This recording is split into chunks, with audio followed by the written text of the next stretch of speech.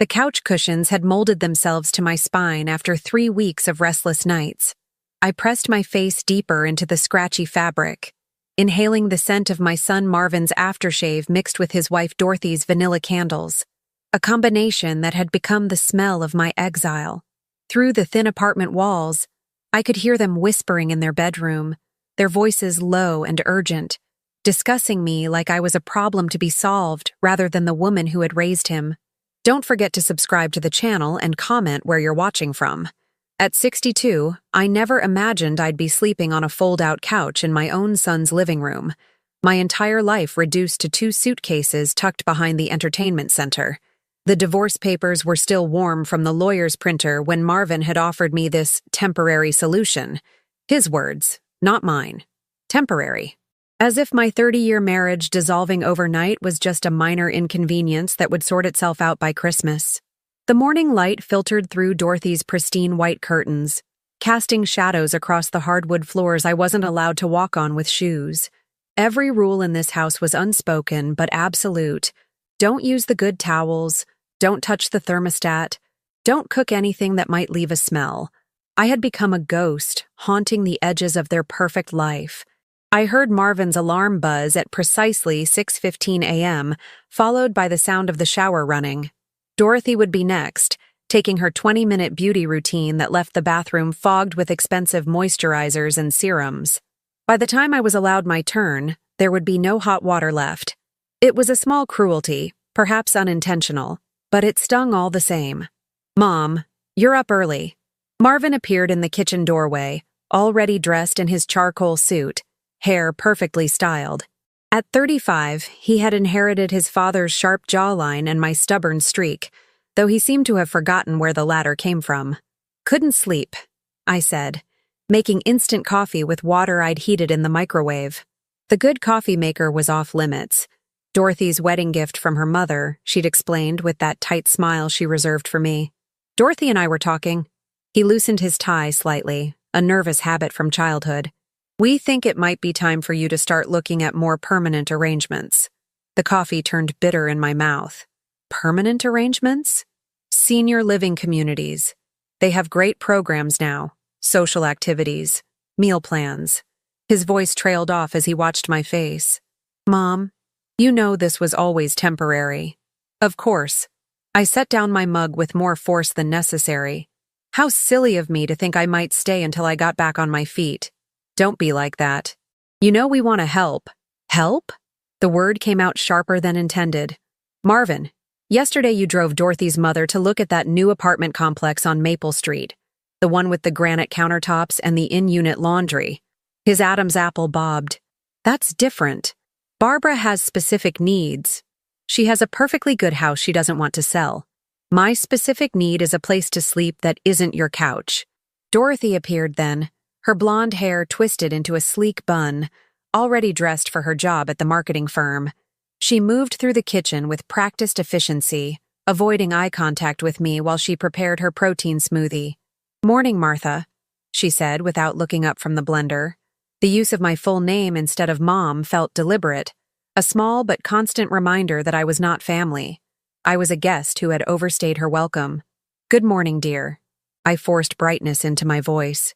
"Marvin was just telling me about your plans for your mother's new apartment." Dorothy's hand stilled on the blender button. "Mother needed a change of scenery. The house was too big after Daddy passed." "Of course.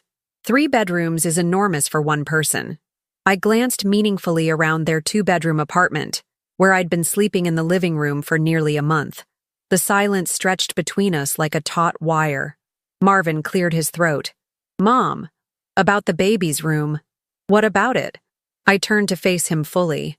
The spare bedroom they'd been using for storage had been cleared out last week, painted a soft yellow in preparation for their first child. Dorothy was barely showing at 4 months, but they'd already started shopping for cribs and changing tables. "Dorothy needs the space to set up the nursery. She's been stressed about getting everything ready, and with the baby coming—" "I wasn't suggesting I sleep in there permanently, Marvin, just until I find somewhere else to go." My voice remained steady, but inside, something was beginning to crack. One night in a real bed, maybe 2. Dorothy finally looked at me, her green eyes cool and assessing. "Martha, I think you're missing the point. This is about boundaries, about what's appropriate." Appropriate. I repeated the word slowly, tasting its bitter flavor. And what would be appropriate for a woman whose husband of 30 years decided to trade her in for his secretary? Mom. No, Marvin. Let me understand this. Your unborn child needs their room more than your homeless mother needs a bed. Is that correct? The color drained from his face. You're not homeless. You have options. Dad offered you the condo in Florida. Your father offered me a one-bedroom condo 2,000 miles away from my only child, contingent on me signing away my claim to half our assets. Very generous of him. Dorothy's smoothie word to life, drowning out whatever Marvin might have said next. When the blender stopped, the silence felt heavier than before.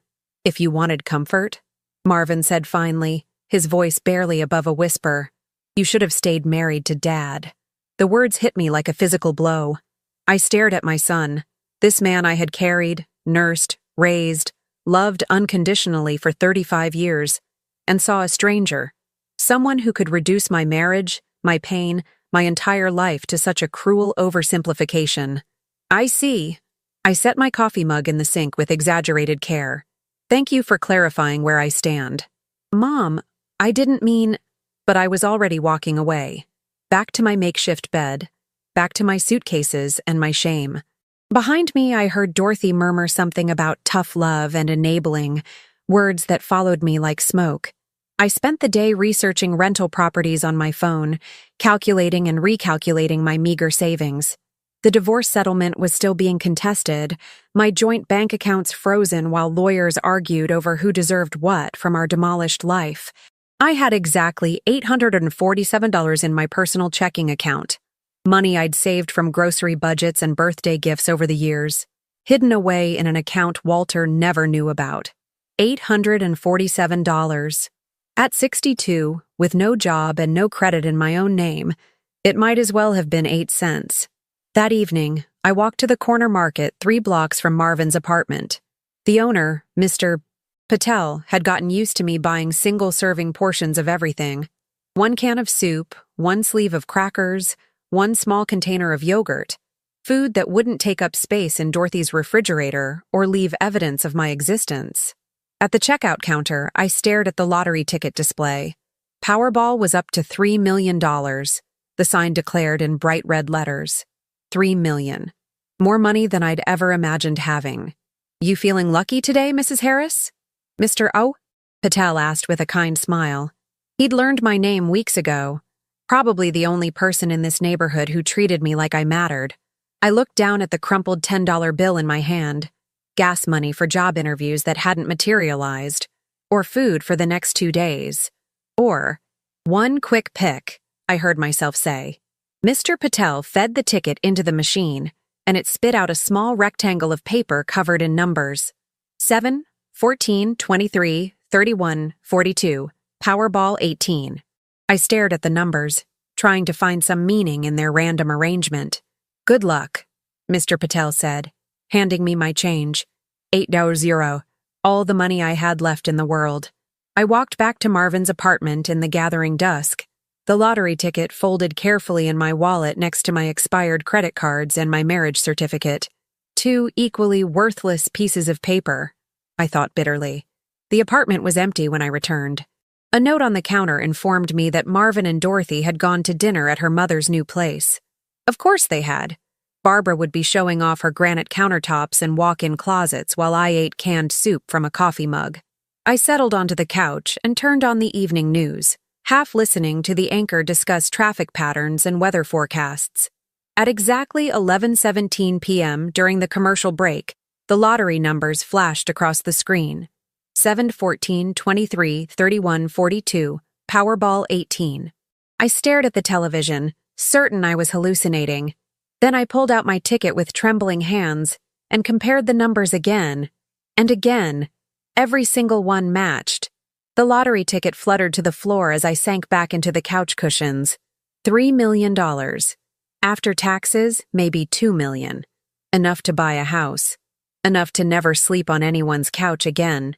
enough to look my son in the eye and tell him exactly what I thought of his tough love.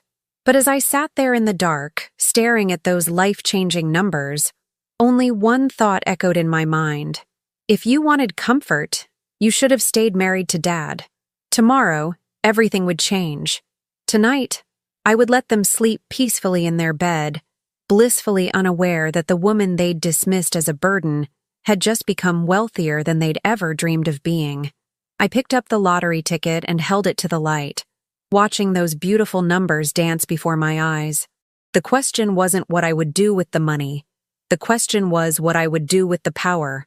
I didn't sleep. How could I? The lottery ticket lay on the coffee table beside me like a loaded weapon, its innocent appearance belying the power it contained. Every few minutes I would reach for it, checking the numbers again against the screenshot I'd taken of the television broadcast. 7, 14, 23, 31, 42, Powerball, 18. Each time, the reality felt more surreal. $3 million.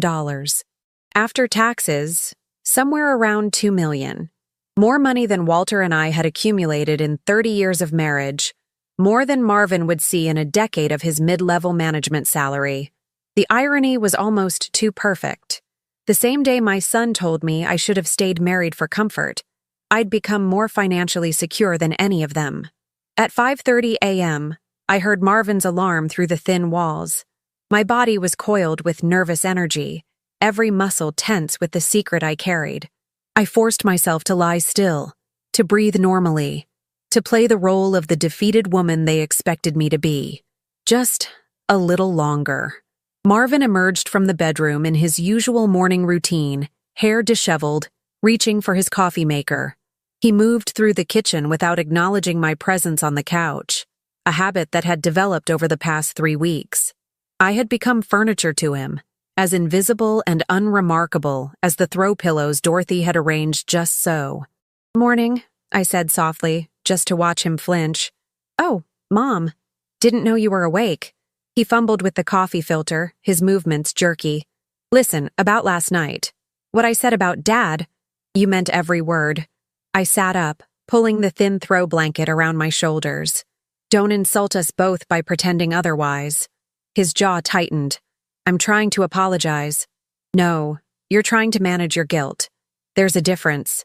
Dorothy appeared then, her silk robe pristine even at dawn, her hair somehow still perfect from yesterday's styling. She moved to the refrigerator, extracting ingredients for her morning smoothie with practiced efficiency. "Good morning, Martha." The name still landed like a small slap. "How did you sleep?" "Wonderfully. Thank you for asking." I smiled, and something in my expression made her pause, blender in hand. "Marvin, did you remember to pick up those paint samples? I want to finalize the nursery colors this weekend." "Already in the car," he replied, not looking at me. "Mom, we need to talk about timelines. Dorothy's mother is coming to help with baby preparations next month and you'll need the living room." I nodded calmly. Of course. Family should always come first. They exchanged a look, surprise at my reasonable tone, perhaps relief that I wasn't going to make this difficult for them. If only they knew. "I'll start looking at places today," I continued, standing and folding the blanket with military precision. "Might even have some good news by tonight." "Good news?" Dorothy's voice carried a note of suspicion. "A woman my age doesn't have many options, but I'm resourceful. You'd be surprised what opportunities exist when you're properly motivated." Marvin's coffee mug paused halfway to his lips. "Mom, you're not thinking of doing anything dramatic, are you?" I laughed, a sound I hadn't made in weeks. "Dramatic?" "Marvin, I'm 62 years old. The most dramatic thing I do these days is buy the expensive laundry detergent." But as I gathered my things for a shower, I caught Dorothy watching me in the hallway mirror, her green eyes narrow with something like concern. She was sharper than Marvin, more attuned to subtext. She sensed something had shifted, even if she couldn't identify what. After they left for work, I called the lottery office. The woman who answered had clearly handled plenty of shocked winners before. "Mrs. Harris, congratulations. We'll need you to come in person to begin the claim process. Can you make it in today?" "Yes," I said, my voice steadier than I felt. "What should I bring?" Photo ID, social security card, and the winning ticket. We recommend you sign the back immediately and store it safely. And Mrs. Harris, you might want to consider whether you'd like the lump sum or annuity payments. Lump sum. I didn't have time for 30 years of gradual payouts. I needed immediate, undeniable power. The lottery office was a sterile government building downtown, the kind of place where dreams were either realized or crushed with equal bureaucratic efficiency. I sat in the waiting room beside other hopefuls clutching losing tickets, my winning slip sealed in a plastic bag inside my purse. Martha Harris? A middle-aged man in a cheap suit called my name. I'm Jim Martinez, claims supervisor.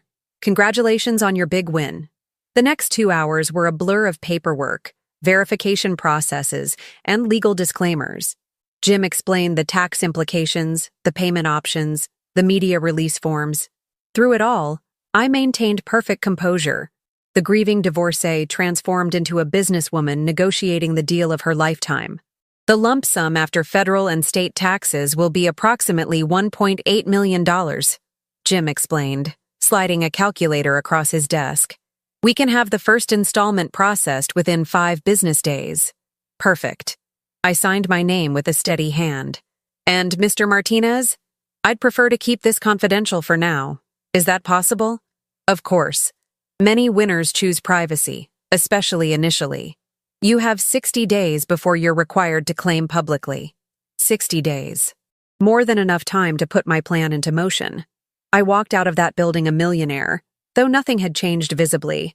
I still wore the same discount store clothes, still carried the same worn purse, still drove Marvin's old Honda that he'd loaned me after the divorce. But inside, everything was different. The weight of powerlessness had lifted, replaced by something harder and infinitely more dangerous.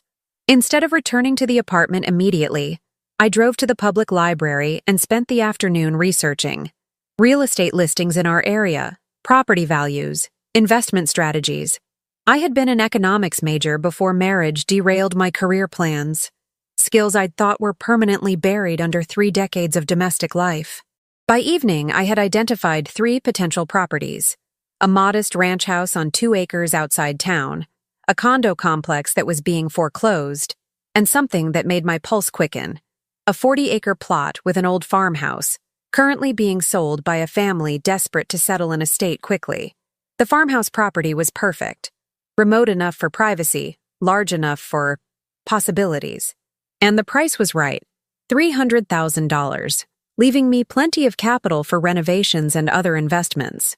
Marvin was already home when I returned, sitting at the kitchen island with his laptop, Dorothy beside him scrolling through baby furniture websites. "How was the job hunting?"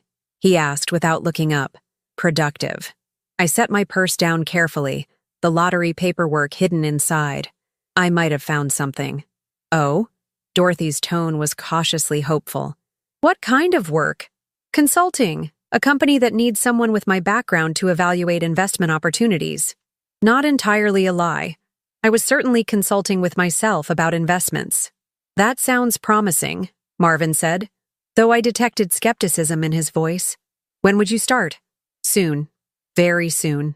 I moved to the refrigerator, helping myself to leftover takeout that I would have asked permission to eat just yesterday. I might need to travel for a few days, look at some properties the company is considering. "Properties?"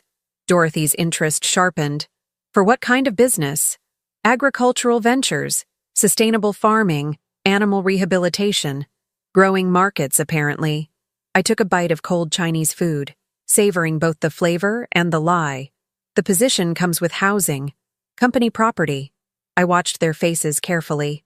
Relief warred with suspicion in Marvin's expression, while Dorothy looked almost disappointed, as if she'd been looking forward to the fight of evicting me. "Mom, that's great news. I'm happy for you." "Are you?" I met his eyes directly for the first time in weeks. "Because you seemed pretty convinced yesterday that I'd made irreversible mistakes, that I'd chosen my circumstances." He had the grace to look uncomfortable. I was frustrated. I said things I didn't mean. "No, Marvin. You said things you meant but wished you hadn't said aloud. There's a difference." Dorothy cleared her throat. "The important thing is that you're moving forward. Finding independence. Independence. I savored the word. Yes, that's exactly what I'm finding. That night, I lay on the couch for the last time, staring at the ceiling and listening to my son and his wife murmur behind their closed door. Tomorrow, I would drive out to see the farmhouse. By the end of the week, I would own it. Within a month, I would be completely transformed from the woman who had begged for a night in the baby's room. But transformation wasn't enough.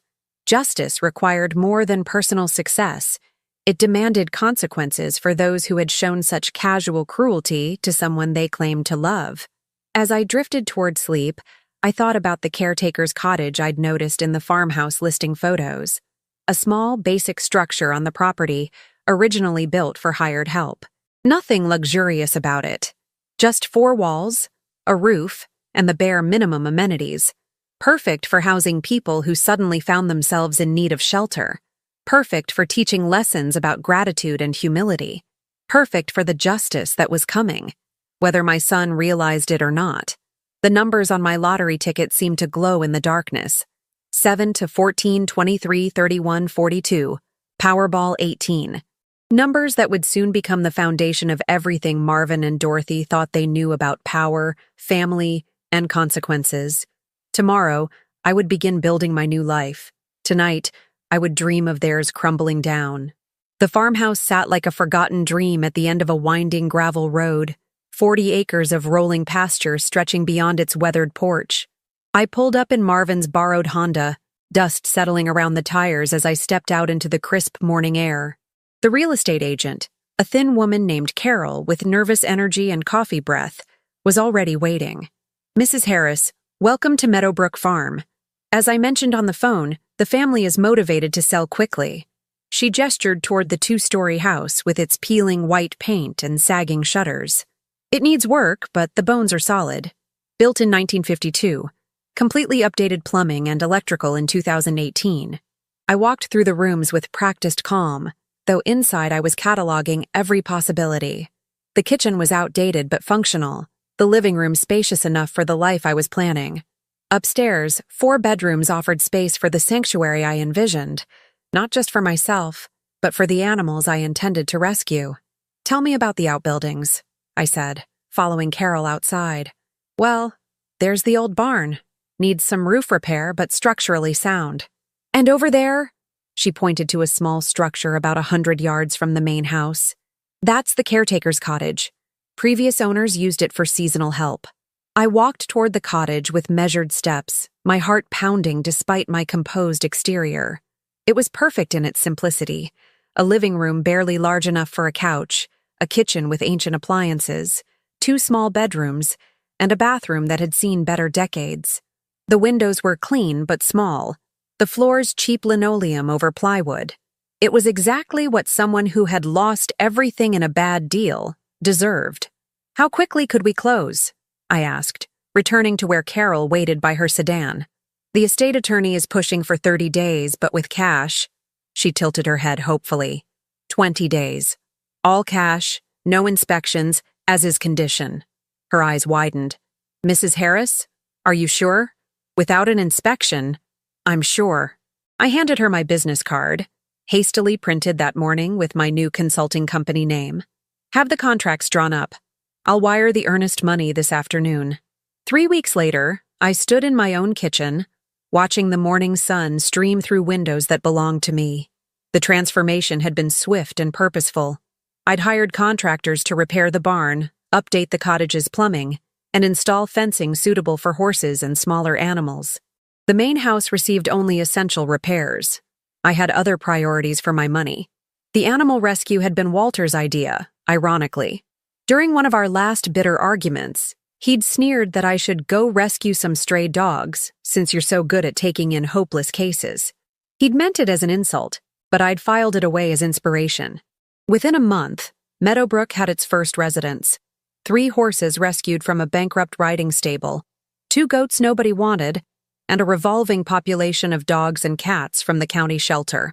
I hired Gloria, a 23-year-old veterinary student, to help with daily care. She was grateful to live in the cottage's smaller bedroom in exchange for work and a small salary. "Mrs. Harris, The new fencing looks great, Gloria said one morning as we fed the horses. These guys are so much happier with room to run. I smiled, watching Thunder, a massive black gelding, nuzzle the fence where I stood. Everyone deserves space to breathe, Gloria. Everyone deserves to feel safe. I hadn't spoken to Marvin in 6 weeks. He'd called twice in the first month, dutiful son checking on his displaced mother, but I'd let them go to voicemail. His messages grew progressively shorter. Mom, just checking in. Call me back. Then, getting worried. Can you please call? Finally, Mom, where are you? I never returned his calls. Through mutual acquaintances, I learned that Dorothy's pregnancy was progressing well. They'd finished the nursery in soft yellow and green, had a baby shower where Dorothy's mother played hostess in her granite-countered apartment. They were happy, settled, secure in their choices. That made what came next even more satisfying. The first sign of trouble was Marvin's LinkedIn post, exploring new opportunities in the financial sector, open to discussing exciting possibilities. Corporate speak for "I've been fired." Within a week, Gloria mentioned seeing a young man in an expensive suit asking questions about me at the hardware store in town. He seemed really stressed, she told me as we mucked out stalls. Asked if I knew Martha Harris. Said he was your son looking for you. What did you tell him? That I'd never heard the name. Wasn't technically lying. You're always Mrs. Harris to me. Smart girl. I'd chosen my help well. Marvin's next move was predictable. He hired a private investigator.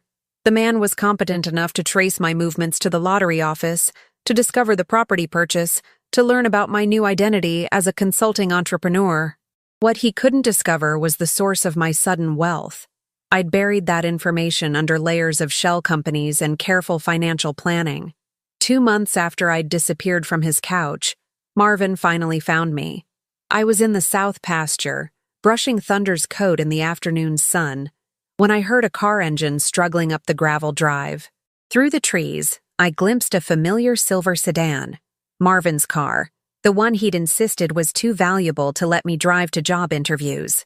I continued brushing Thunder's flank, my movement steady and calm. The horse's warmth radiated through the brush, his breathing deep and peaceful. He'd been so skittish when he arrived, scared of every sudden movement. Now he stood quietly, trusting. Mom? Marvin's voice carried across the pasture, uncertain and somehow smaller than I remembered. I didn't turn around. Mom, I know you can hear me. Thunder nickered softly, turning his great head toward the sound. I scratched behind his ears, murmuring reassurances. Finally, I looked up.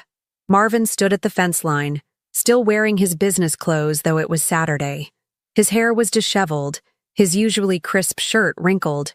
He looked like a man who hadn't been sleeping well. Hello, Marvin. Mom, what the hell is going on? You disappeared, you're not answering calls, and now I find you on some farm playing with horses? I set down the brush and walked slowly toward the fence, Thunder following like a loyal dog. This is my home. These are my animals. I'm exactly where I'm supposed to be. Your home? His voice cracked slightly. Mom, how are you affording this? The investigator said you bought this place with cash. Where did you get that kind of money? The same place anyone gets money, Marvin. I earned it. Doing what? You haven't worked in 30 years. I met his eyes through the fence rails. I've been working all my life. I just wasn't getting paid for it. He ran his hands through his hair. Another childhood gesture that would have softened my heart just months ago. Now it simply looked like weakness. Look, I know we had some difficult conversations before you left. Before I left, the words came out sharper than intended. Marvin, you threw me out. You literally told me I should have stayed married if I wanted comfort. I was frustrated. The situation was complicated. For you, it was complicated for you. I turned away from the fence, walking back toward Thunder. For me, it was quite simple. My son chose his wife's comfort over his mother's basic dignity. That's not fair. I spun around, and Marvin actually stepped back at whatever he saw in my face. Fair? You want to discuss fair? Let's talk about your mother-in-law's 3-bedroom apartment while I slept on your couch. Let's talk about being told I couldn't use your shower until you and Dorothy were finished. Let's talk about asking for one night in a real bed and being told I'd chosen my circumstances. Mom, please. I'm not finished. My voice carried across the pasture like a whip crack. Let's talk about 27 years of birthday parties I hosted, Christmas mornings I orchestrated, scraped knees I bandaged, nightmares I chased away. Let's talk about the college tuition I insisted your father pay even when money was tight. Let's talk about the wedding I helped plan and paid for even though Dorothy made it clear I was an inconvenience in her perfect day. Marvin's face had gone pale. I know you sacrificed. Sacrificed? I laughed, a sound with no warmth in it. Marvin, I didn't sacrifice. I invested. I invested 35 years of my life in a human being I believed would love me enough to offer more than a couch when I needed help. I do love you. That's why I'm here. No, you're here because your comfortable little world is falling apart, and you need something from me. I walked back to the fence, close enough to see the fine lines around his eyes, the shadow of desperation he was trying to hide. Tell me, how's the new job search going? His mouth opened and closed like a fish gasping for air. Oh, you think I don't know? Marvin, I may be a 62-year-old woman who was sleeping on your couch 2 months ago, but I'm not stupid. I know about Henderson and Associates letting you go. I know about the botched Morrison account that cost them $500,000. I know about the apartment lease you can't afford, and the credit cards you're maxing out to maintain Dorothy's lifestyle. How could you possibly? The same way I know that Dorothy's mother isn't paying for that new apartment. The same way I know you co-signed a loan you shouldn't have to keep your wife happy. I smiled, and Marvin visibly flinched. Information is just another form of currency, son. And unlike you, I've learned to spend mine wisely. Behind him, I noticed a U-Haul truck pulling up the drive. What's that? I asked mildly. Marvin turned, his shoulders sagging when he saw the truck. Dorothy climbed out of the passenger seat, her pregnancy now clearly visible at 7 months, her usual polished appearance slightly frayed around the edges. Mom, we need help, Marvin said finally, the words ripping out of him like a confession. The apartment's gone. The bank called our loan. We have nowhere else to go. I watched Dorothy approach the fence, her green eyes taking in the property, the animals, the obvious prosperity I'd built while they struggled. When she reached us, she looked directly at me for the first time since that morning in their kitchen. Hello, Martha. Hello, Dorothy. I turned to Marvin. And you came here because? Because you're family, he said desperately. Because despite everything, you're still my mother. I looked at them both. My son who had thrown me away when I was inconvenient, his wife who had treated me like an unwelcome guest in their home. Now they stood before me, homeless and desperate, expecting the woman they'd dismissed to save them. Think of your grandson, Dorothy said suddenly, her hand moving protectively to her rounded belly. I did think of him. I thought of the child who would learn about family loyalty from these two people. I thought of the values he would absorb about how you treat people when they're vulnerable.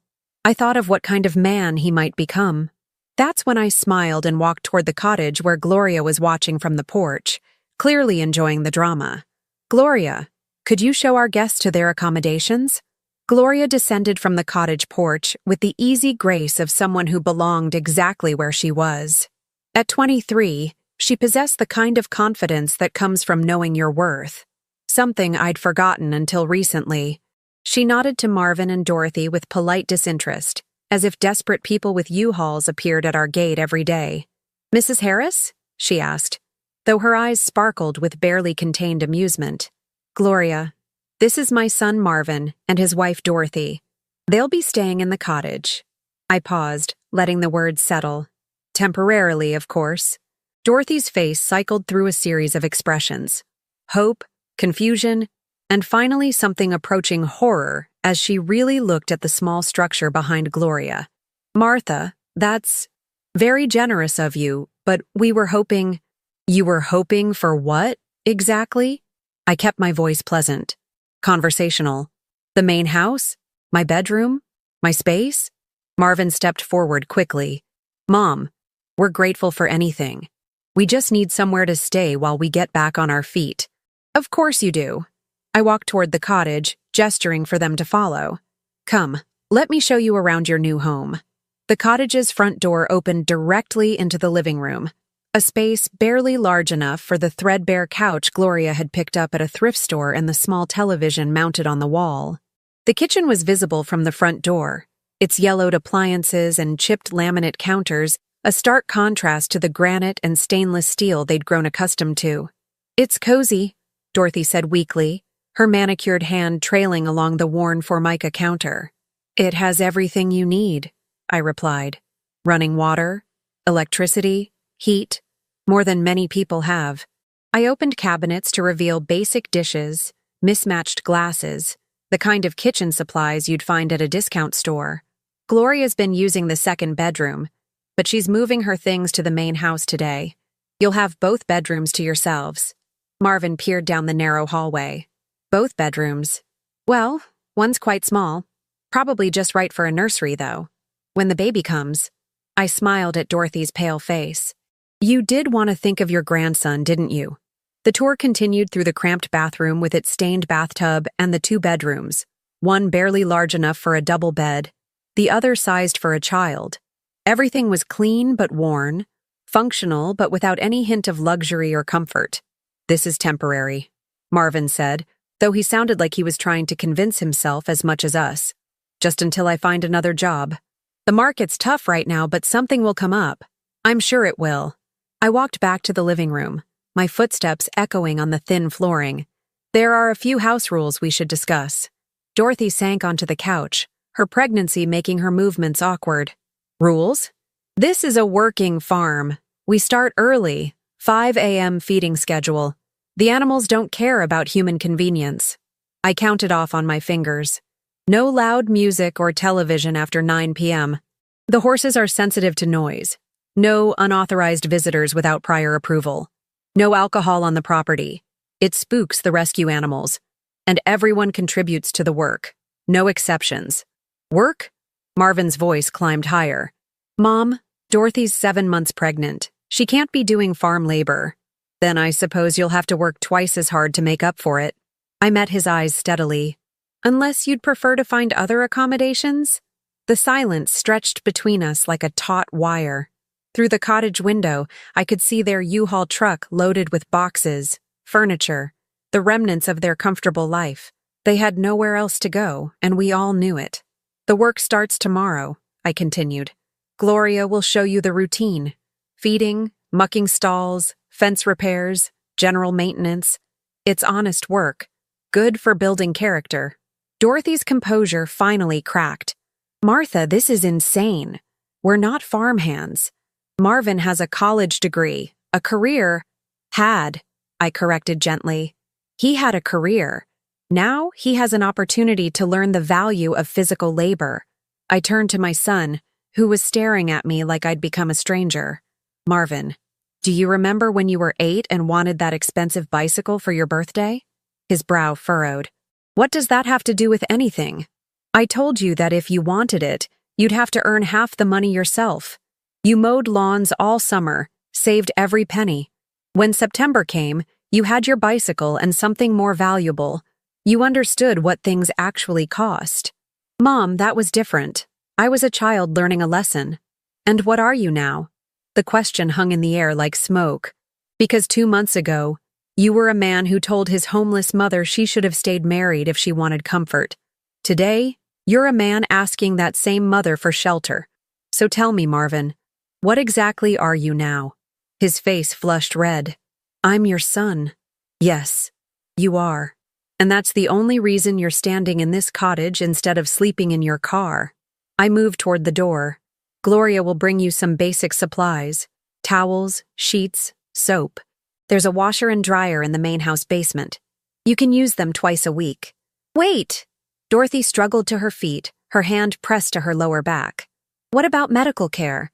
I have appointments, prenatal checkups. The hospital is 40 minutes away. There's a Honda Civic in the barn, 2018 model, reliable transportation. You can use it for necessities, medical appointments, grocery shopping in town. The keys are on a hook by the barn door." Marvin's mouth fell open. "You have a car just sitting in the barn?" "I have several things you don't know about, Marvin. I've discovered I'm quite good at acquiring assets when properly motivated. That evening, I sat on my front porch with a glass of wine, watching Marvin and Dorothy unload their belongings. Gloria had moved her few possessions to the main house with cheerful efficiency, claiming she preferred the larger bedroom and private bathroom I'd offered her upstairs. "This is better than cable," Gloria said, settling into the chair beside me with her own glass. "That woman's face when she saw the kitchen. Dorothy's accustomed to certain standards," I replied. "This will be educational." Through the cottage windows, I could see them moving around the cramped spaces, trying to figure out where to put their king-sized bed in a room designed for a double, how to fit their extensive wardrobe in a closet the size of a phone booth. Dorothy's careful arrangements of throw pillows and decorative objects looked absurd in the basic living room. "Mrs. Harris," Gloria said carefully, "can I ask why you're doing this? I mean, they're family." "Are they?" I sipped my wine, watching Marvin struggle with a box that was clearly too heavy for him. "Gloria, what makes someone family? Biology? Legal documents? Or the way they treat you when you're vulnerable?" She was quiet for a moment. "My parents threw me out when I came out as gay. Said I wasn't their daughter anymore if I was going to live in sin. My girlfriend's mom took me in, helped me apply for college, co-signed my student loans. She's more family to me than the people who share my DNA." "Exactly. Family is what you build, not what you're born into." As if summoned by our conversation, Marvin appeared on the cottage porch. Even from a distance, I could see the exhaustion in his shoulders, the way he stared out at the darkening fields like a man contemplating escape routes he didn't have. "He looks lost," Gloria observed. "He is lost. For the first time in his adult life, Marvin is facing consequences for his choices. It's terrifying when you're used to other people absorbing the cost of your comfort." My phone buzzed. A text from a number I didn't recognize. "Martha, this is Dorothy. Could we talk? Privately?" I showed the message to Gloria, who snorted with laughter. "Oh, this should be good. Want me to make popcorn?" "That won't be necessary. But do keep an eye on them. I suspect this is just the beginning." I walked to the cottage, my footsteps loud on the gravel path. Dorothy met me at the door, her earlier composure completely abandoned. Her hair was pulled back in a messy ponytail, her expensive maternity clothes wrinkled from unpacking. "Martha, we need to talk." "Of course we do." I stepped inside, noting how their furniture overwhelmed the small space. Their leather sectional sofa took up half the living room, making movement awkward. "I see you're settling in." "This isn't settling. This is—" She gestured helplessly around the room. "This is punishment." "Is it? I offered you shelter when you had none. I'm providing transportation, utilities, a place to raise your child. Many people would consider that generosity. You know exactly what this is." Dorothy's green eyes blazed with anger. "You're humiliating us, making us live like what, Dorothy? Like people who don't have granite countertops and walk-in closets? Like people whose circumstances have changed through no fault of their own? Like women whose marriages have ended and find themselves dependent on the kindness of family?" She had the grace to look away. "Tell me," I continued, settling onto their oversized couch, "how does it feel to sleep somewhere that isn't really yours? To use a bathroom that belongs to someone else? To worry about whether you're welcome or just tolerated?" "Point made," she whispered. "Oh, I don't think it is. You see, Dorothy, I spent 3 weeks learning those feelings. You'll have much longer to truly understand them." Marvin appeared in the doorway, clearly having heard at least part of our conversation. "Mom, how long are you planning to keep us here?" "Keep you?" I stood, smoothing my skirt with deliberate care. "Marvin, no one is keeping you anywhere. You're free to leave anytime you choose. You have a car, you have your possessions, you have each other. You can drive away right now if you'd prefer other arrangements." The silence that followed was answer enough. "I thought so." I moved toward the door. "Breakfast is at 6 a.m. Gloria will show you the feeding routine. We'll see how quickly you adapt to your new circumstances." As I walked back to the main house, I heard Dorothy's muffled sobs through the cottage windows. Part of me, a small, weak part I was learning to silence, wanted to go back, to comfort her, to make this easier. But comfort, as my son had taught me, was something you earned, and they were just beginning to understand the price. 6 months later, I stood in my kitchen watching the sunrise paint the pastures gold, a cup of real coffee, the expensive kind, warming my hands. Through the window, I could see Marvin mucking out Thunder's stall, his movements efficient now, his soft business hands calloused from months of honest work. The transformation had been remarkable to witness. "Morning, Mrs. Harris." Gloria appeared in the doorway, baby Willie gurgling contentedly in her arms. At 3 months old, he was a beautiful child.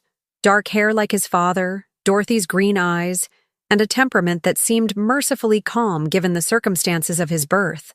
"Morning, Gloria. How did he sleep?" "Like an angel." "Dorothy's still exhausted, though. I told her I'd take the first feeding so she could rest." Gloria settled into the kitchen chair I'd pulled close to the window months ago, adjusting Willie against her shoulder with practiced ease. It was remarkable how naturally Gloria had assumed the role of surrogate grandmother. When Dorothy had gone into labor 6 weeks early, stress, the doctor said, Gloria had been the one to drive them to the hospital, the one to pace the waiting room, the one to bring them home to the cottage where a crib now occupied most of the smaller bedroom.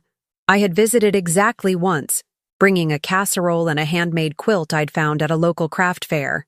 Dorothy had cried when she saw it, the first genuine tears I'd witnessed from her, born of exhaustion and gratitude rather than self-pity.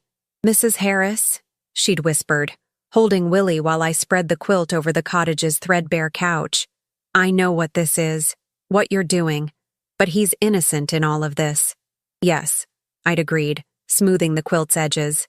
"He is. That's why he has a roof over his head, and food in his belly, and people who love him." I'd met her eyes then, seeing something I hadn't expected: acceptance. What he doesn't have is a grandmother who will enable his parents to take that love for granted. Now, watching Gloria coo at Willie while Marvin worked in the barn, I felt something I hadn't experienced in years: peace. Not the desperate quiet of survival, but the deep satisfaction of justice served and lessons learned. "He's getting stronger," Gloria said, following my gaze to Marvin, "both physically and otherwise." She was right. The soft executive who'd thrown me out 6 months ago had been replaced by someone leaner, steadier, more thoughtful. The physical labor had burned away his corporate arrogance, and the complete reversal of power dynamics had taught him humility in ways no motivational seminar ever could have. "Yesterday, he asked me about expanding the rescue program," Gloria continued. "Said he'd been thinking about how we could take in more horses, maybe some cattle from that farm closure up north." "Did he?" I sipped my coffee, unsurprised but pleased. Marvin had always been intelligent. He'd simply needed his assumptions challenged to remember how to think beyond his own immediate comfort. And Dorothy's been helping with the bookkeeping. She's actually quite good with numbers. Better than me, anyway. This was news. "Since when?" "About a month now. She asked if there was anything she could do to help with the business side while she's nursing. Says she majored in accounting before she switched to marketing." Gloria shifted Willie to her other arm. "I think she's trying to prove she belongs here." Through the window, I watched Marvin emerge from Thunder's stall and walk toward the cottage. His stride was different now, less hurried, more purposeful. He paused at the cottage door, looking back toward the main house, and I saw him notice my silhouette in the kitchen window. He raised his hand in a tentative wave. I didn't wave back, but I didn't turn away either. "They're different people than they were 6 months ago," Gloria said quietly. "We all are." It was true. The woman who'd slept on that couch, who'd begged for a night in a real bed, who'd accepted cruelty as the price of family connection, she was gone. In her place was someone harder, but infinitely more substantial. Someone who understood that love without respect was just manipulation, that family without reciprocity was just exploitation. Willie made a soft sound, and Gloria began to rock him gently. "Mrs. Harris, can I ask you something?" "Of course. What happens now?" "I mean, they've learned what you wanted them to learn. Marvin works harder than anyone I've ever seen. And Dorothy, she's not the same person who used to call you Martha like it was a dirty word. So what's the end game here?" It was a fair question. One I'd been asking myself as the months passed and the cottage became less a prison and more a home for my son's family. What do you think should happen? Gloria was quiet for a long moment, her attention seemingly focused on Willie's tiny fingers wrapped around hers. I think, she said finally, that some people deserve second chances. But I also think second chances have to be earned, not given. And you think they've earned one? I think they're trying to. Marvin apologized to me last week. For what? For the way they treated you. He said he'd been thinking about it, about how they'd made you feel invisible and unwanted, and he realized he'd treated me the same way when I first arrived, like I was just hired help instead of a person. This surprised me. In all our months together, Marvin had never apologized directly to me.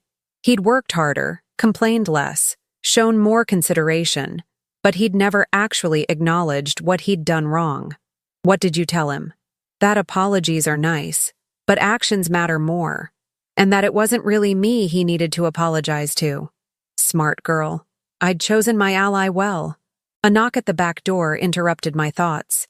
Through the glass, I could see Dorothy holding a manila folder, her hair neatly braided, her face showing the careful composure of someone preparing for a difficult conversation. "Come in," I called. Dorothy entered hesitantly, as if crossing into forbidden territory. In the months since Willie's birth, she'd been to the main house exactly 3 times. Once for his emergency delivery, once when the cottage's hot water heater failed, and once when a late-night fever had sent her into a panic that required Gloria's medical knowledge and my car keys. "Good morning, Martha." "Gloria." She nodded to us both, then focused on her son in Gloria's arms. "How's my boy this morning?" "Perfect as always," Gloria said, offering to hand him over. Dorothy shook her head. "Actually, I was hoping we could talk. All 3 of us." I gestured to the kitchen table. "Sit." Dorothy placed the manila folder carefully in front of her, her hands shaking slightly. "I've been working on the rescue's finances, like Gloria mentioned, organizing receipts, tracking expenses, looking for ways to improve efficiency. And I found some things I think you should see." She opened the folder, revealing spreadsheets printed on our old cottage printer, columns of numbers in Dorothy's neat handwriting. "Martha, this place is incredible. The rescue has helped over 60 animals in 6 months. The adoption fees and donations are covering most operating costs. But more than that," she pulled out a second sheet, this one showing different numbers. "You've created something sustainable, something that could grow. With the right investments, maybe some grant applications, this could become a major regional facility." I studied the papers, impressed despite myself. Dorothy had identified cost savings I'd missed, potential revenue streams I hadn't considered, growth opportunities that could triple our capacity within 2 years. "This is excellent work," I said finally. "Thank you." Dorothy's shoulders relaxed slightly. "Martha, I know why we're here. I know what this has been about. And I know we deserved it." Gloria shifted in her chair, Willie sleeping peacefully in her arms, seemingly oblivious to the weight of the conversation happening around him. "Marvin and I have been talking," Dorothy continued, "about everything. About how we treated you. About what kind of people we became when things were comfortable for us. About what kind of parents we want to be for Willie. And what kind is that? The kind who teach him that family means showing up when people need you. The kind who model gratitude instead of entitlement. The kind who understand that love is a verb, not just a feeling." I leaned back in my chair, studying this woman who'd once dismissed me as an inconvenience in her perfect life. "Those are nice words, Dorothy, but as Gloria said, actions matter more." "I know. That's why I wanted to show you this." She pulled out a final document, official letterhead, legal language, signatures at the bottom. "Marvin and I want to deed the cottage to you permanently. No rent, no conditions. We've been living there for 6 months, and we'd like to continue living there if you'll have us. Not as family who takes advantage, but as employees who earn their place." The document was a formal lease agreement, drawn up by a lawyer in town, offering their services as full-time farm managers in exchange for housing and modest salaries. It was comprehensive, professional, and completely unnecessary. "Why?" I asked. Dorothy's eyes filled with tears, but her voice remained steady. Because you gave us more than shelter, Martha. You gave us the chance to become people we could respect, people Willie could be proud of, people who deserve to be part of what you've built here. Through the window, I saw Marvin loading hay bales onto the truck, his movements strong and sure. 6 months ago, he would have hired someone else to do that work. Now, he took pride in doing it himself, in doing it well. There's something else, Dorothy said quietly. Something Marvin doesn't know, I'm telling you. I waited. He talks to Willie about you. Every night when he puts him down, he tells him stories about his grandmother, about how smart you are, how strong you are, how much you've sacrificed for the people you love. He's never said it to your face, but he knows what he lost when he chose cruelty over kindness. Gloria stood quietly, carrying Willie toward the door. I'll give you two some privacy. When we were alone, Dorothy reached across the table and touched my hand. The first physical contact we'd had since the day she'd arrived desperate at my gate. Martha, I can't undo what we did to you, but I can promise that if you give us the chance, we'll spend the rest of our lives proving we've learned from it. I looked down at our joined hands, hers soft but no longer manicured, mine calloused from months of physical work I discovered I actually enjoyed. Two women who'd started as adversaries, united now by the small person sleeping in Gloria's arms, and the hard-won wisdom that comes from surviving your own worst impulses. The cottage is yours, I said finally, not as a gift, but as what you've earned. Dorothy's tears came then, months of held-back gratitude and relief spilling over onto my kitchen table. But Dorothy, I continued, and she looked up through her tears, if you ever make me feel invisible again, if you ever treat my love as something you're entitled to rather than something you're grateful for, this arrangement ends. No second chances, no explanations. Are we clear? Crystal clear. I nodded toward the window where Marvin was securing the hayload. And your husband? He knows. He's been waiting for me to find the courage to have this conversation. She wiped her eyes with the back of her hand. He said to tell you that he's ready to apologize whenever you're ready to hear it. I stood, walking to the window to watch my son work. He moved with purpose now, with dignity earned through sweat and humility. The soft executive was gone, replaced by someone I could actually respect. Tell Marvin, I said without turning around, that apologies are nice, but I'm more interested in the man he's becoming than the man he used to be. Outside, thunder whinnied from his pasture, and Marvin looked up at the sound, smiling at the horse who'd once terrified him. 6 months ago, my son had been afraid of everything that required actual work, actual courage, actual growth. Now he was afraid of nothing except losing what he'd finally learned to value. That, I thought, as Dorothy gathered her papers and headed back to the cottage where her family waited, was exactly as it should be.